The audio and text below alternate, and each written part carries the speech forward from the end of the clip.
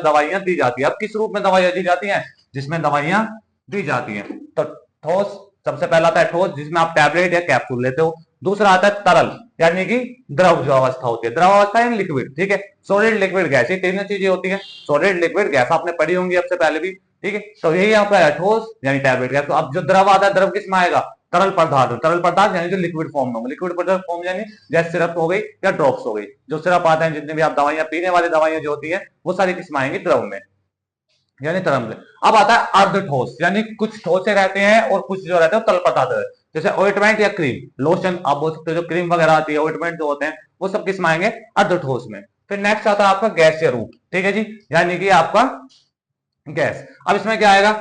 Inhaler आएगा बेटा, ठीक है, और एरोसोल आएगा। इनहेलर आएगा और एरोसोल आएगा, ठीक है। तो आप इतने टाइप से पढ़ते, देखिए हार्ड कुछ भी नहीं है। अगर आप ये सोच रहे हो बहुत ज्यादा हार्ड है या डी फार्मा में बहुत ज्यादा पढ़ना, बहुत ज्यादा नहीं पढ़ना हो, कुछ क्वेश्चन उठाइए, कुछ क्वेश्चनों को देख लीजिए कि कितने इंपॉर्टेंट क्वेश्चन है, वहां क्या वो बना रहे हैं, क्या वो पूछ रहे हैं। जितना आप क्वेश्चनों को ज्यादा से ज्यादा समझेंगे, समझने में पहले विश्वास रखिए, क्योंकि लिख तो आप अपने आप देंगे। अगर आपको एक बार समझ में आ गया, आप इसे अपने आप बना देंगे। ठोस, टैबलेट, कैप्सूल, ठीक है जी। तरल, सिरप या ड्रॉप। अर्धठोस, ऑइंटमेंट या क्रीम। और गैस, इनहेलर या एरोसोल, ठीक है जी। नेक्स्ट क्वेश्चन क्या आता है आपका? नेक्स्ट क्वेश्चन आता है फार्माकोपिया क्या होती है? फार्माकोपिया क्या होती है और ये कब भारत में आई थी? तो ये भी आपको बताना चाहिए।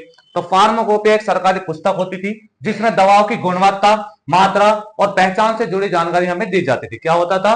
एक पुस्तक होती थी जिसमें दवाओं की गुणवत्ता, मात्रा, पहचान से जुड़ी हमें जानकारी मिलती थी कि कितनी गुणवत्ता से वो बनी हुई है, ठीक है, क्या क्वालिटी है उसकी, मात्रा कितनी देनी चाहिए हमें टैबलेट में, और क्या उसकी पहचान हो सकती है। और भारत में पहली बार इंडियन फार्माकोपिया 1955 में प्रकाशित हुई थी, यानी इंडिया में जो हुई थी वो 1955 में प्रकाशित हुई थी। तो आपका एमसीक्यू क्वेश्चन देखिए यहाँ पे बन जाता है कि भारत में इंडियन फार्माकोपिया की पुस्तक कब प्रकाशित हुई?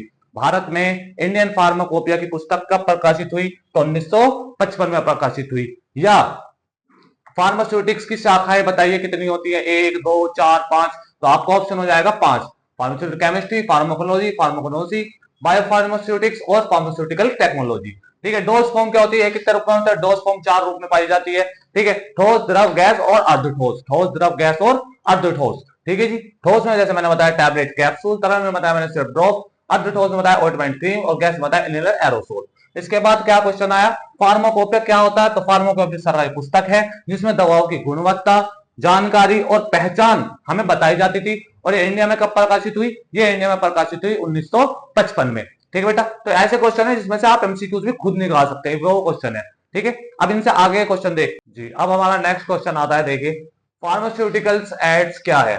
देखिए बहुत इंपॉर्टेंट क्वेश्चन है, बहुत बार आ रहा हुआ है।